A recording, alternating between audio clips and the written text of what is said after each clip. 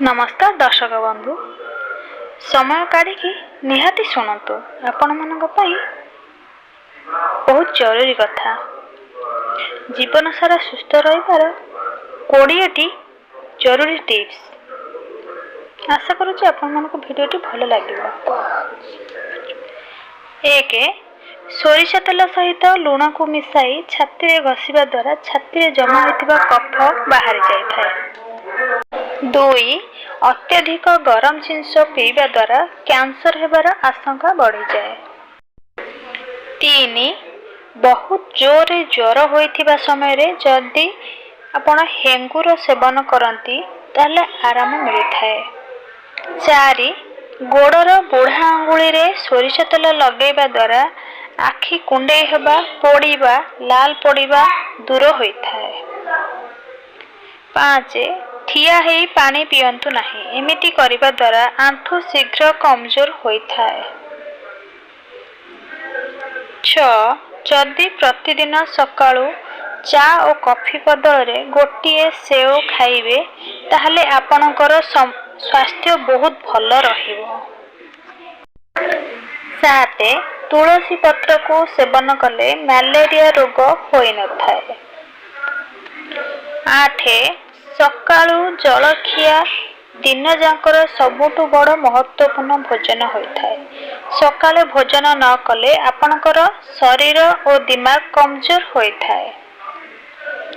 9 पाटी रे निश्वास नेबा द्वारा आयुष हानि होता है, तेणु आपण नाकरे निश्वास नियंतु। 10 राति रे पेट पूरा भात खाइबा उचित नुहे, कारण भात शीघ्र हजम हुए नहीं। 11 100 थर हसिबा कौनसी साइकेल रे 15 मिनिट व्यायाम करने सहित समान होता है। 12 जदि आपणकर माइग्रेन अच्छी ताहले लेंबू पत्र को बाटी ता रस को सुंघतु, यह द्वारा माइग्रेन समस्या दूर होता है एवं मुंड जंत्रणा आपणकर शीघ्र कमी जाए।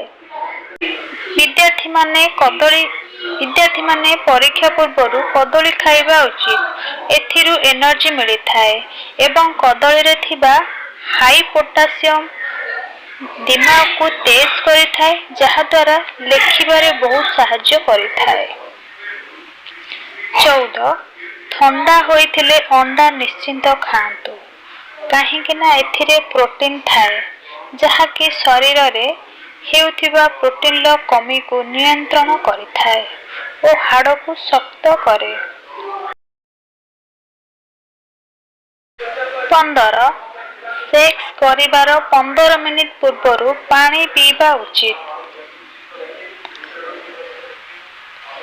16 सेक्स करिबा परे संगे संग पानी पीबा उचित नुहे।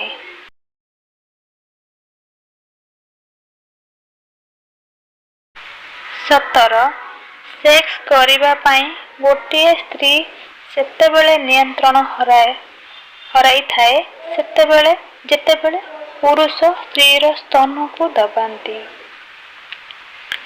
18 सेक्स परे स्पंज न बाहरिबा पाई अंटा तले तकिया रखी 10 मिनिट गोड़ टेकी रखंतु। 19 सेक्स अधिक करने द्वारा पुरुष मानकर क्षति अधिक होता है। 20 पियाज रस पीवा द्वारा पेट सफा रहे। एमिति नुआ नुआ वीडियो देखिया पाई चैनल को सब्सक्राइब करंतु एवं लाइक शेयर कमेंट भी करंतु। आज पई रहुची नमस्कार।